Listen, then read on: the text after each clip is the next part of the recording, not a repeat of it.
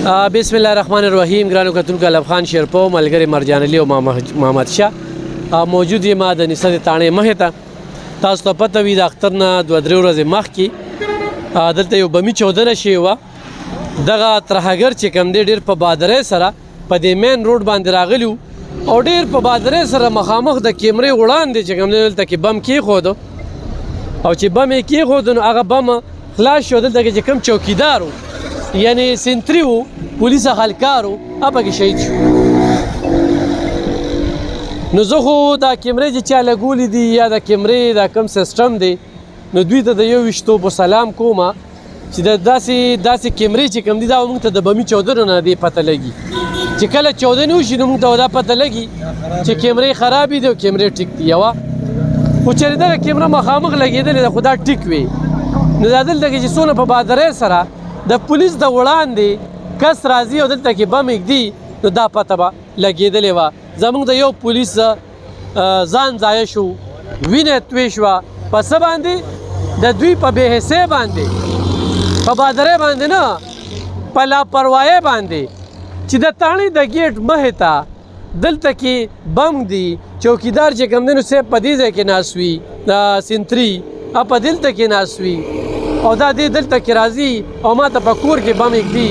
دا ډېره عجیبه شانتې خبره ده.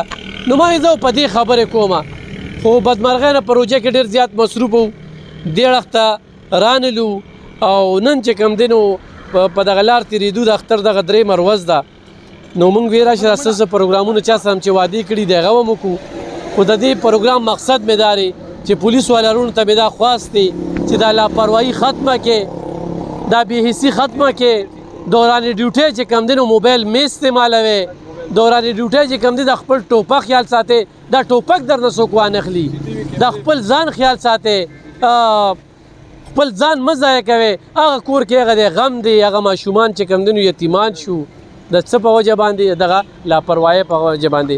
نو کتونکو دا واقعه چې کومه ده د اختر نه یو 2 شپې مخکې شوې وه، بم یې ښودی شوي وو، ښه په پلیننګ باندې دلته کې راغلی وو او دلته کې بم یې ښودلې دي په مین روډ باندې او دغه کیمرې خرابې. نو د ټولو تاڼو کیمرې دې چک کړې شي. دغه شانتې عدالت کې هغه ورځ چې قتل شو نو 31 کیمرې پکې خرابې وي. نو چې کله آفت راشي نو موږ به ویښېږو، چې سیلاب راشي نو حکومت موږ له کښتۍ رالېږي، د هغې نه مخکې نشته ورسره فنډینګ. دا څه عجیبه شانتې خبره ده. نه کیمرې خرابې وي او کیمرې زه کیمرې خرابې هم وي، کیمرې نه هم وي. نو دلته کې چې کوم صاحب و نو د هغه صاحب دومره نظر دو چې دی راځي او دلته کې بم ایږدي دا په بل ځای کې نه که نه څه په پټه خو نه دی ښودلی که نه دې پول ته یې ښه ورده ښکلې پکې ښودلی دی او دلته کې چې کوم دی نو بم پټو شوي دي. اورې زموږ یو کانسټیبل پکې شهید شو، د هغه ډېر غټ عزایم و، هغه به دغه ټیم کې په تادۍ کې به و ګینې هغه دا شي هغه ځای کې ګیټ بند و، په دې دوکه شوي دي چې دغه ګیټ ته چېرې دا بم یې ښودلی وي نو د میرزا کې کمرم وه او والاتو مو او تاڼم به هغه ګیټ چې کوم دی بند شوي دي. نو د دې مطلب ده چې تاڼۍ والا ته د مخکې نه د ترټ پته وه چې موږ د ترټ شته دی نو د هغه ګیټ په ځای دلته کې ګیټ راغی. د آبادۍ نه یعنې د کمرو نه چې کوم دی نو لږ دې خواته راغی دا ګیټ. نو دا هم یو ښه خبره وه، یعنې دا د دې تاڼۍ به تر اوسه هغه ګیټ و او نن دا و. دا یو څو خبرې مې سره شریکولې د دې نه چې کوم دی نو څومره چې د پولیس ته نقصانونه رسي نو هغه هم په دغه وجه باندې رسي چې دوی 2 ولاړي. مشران ورته وي چې یو په فاصله کې ځې، مشران ورته وي چې جاکټ اچوي، هیډبټ اچوي، ټوپک چې کوم دی لاسو کې نیسئ، دوی به اوږې ته اچولې وي.